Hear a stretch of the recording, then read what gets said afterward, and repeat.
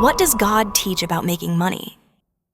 Money is an essential part of life, but Jesus Christ always emphasized that how people earn money is more important than how much they have. He did not teach people to abandon money, but he warned about the dangers of letting money control the soul. So, how does God want us to earn money? 1. Honest labor and integrity. Jesus Christ encouraged people to work hard and be honest. He did not support laziness or dishonest ways of making money. In Acts 20:35, St. Paul recalled the words of the Lord. "You yourselves know that these hands of mine have supplied my own needs and the needs of my companions. In everything I did, I showed you that by this kind of hard work, we must help the weak." Remembering the words the Lord Jesus himself said, "It is more blessed to give than to receive."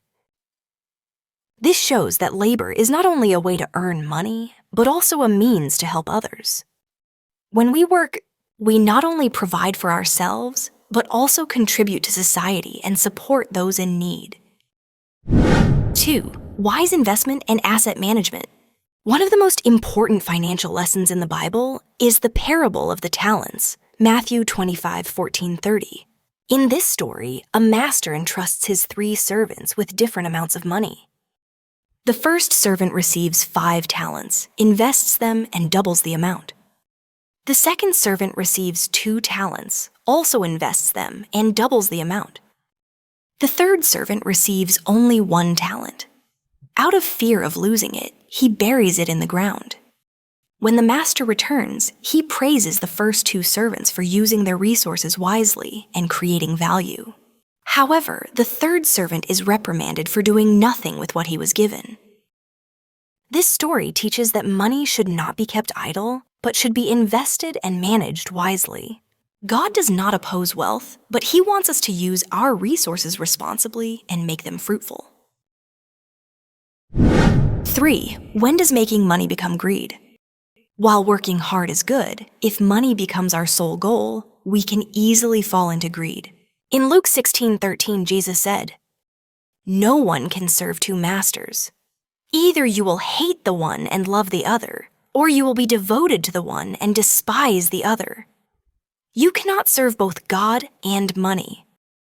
This statement does not mean that money is evil, but rather that when people place too much importance on wealth, they may forget spiritual values. If we are willing to do anything just to gain money, regardless of ethics and conscience, then money has become our master instead of being a tool to serve our lives. 4. Should we strive to be wealthy? Many people mistakenly believe that following God means living in poverty, but in reality, the Bible does not prohibit wealth. The issue is not about being rich or poor, but rather one's attitude toward money. Proverbs 10:22 states, "The blessing of the Lord brings wealth without painful toil for it." This means that wealth is not always accompanied by negativity. If a person gains wealth through honest labor, manages their resources wisely, and uses money to help others, it is a noble thing. However, if wealth leads to arrogance, selfishness, and distancing from God, it can become a dangerous trap.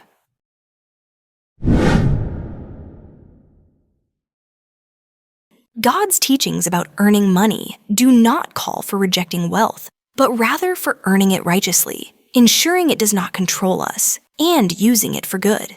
God wants people to work hard, invest wisely, stay away from greed, and use their resources to help others.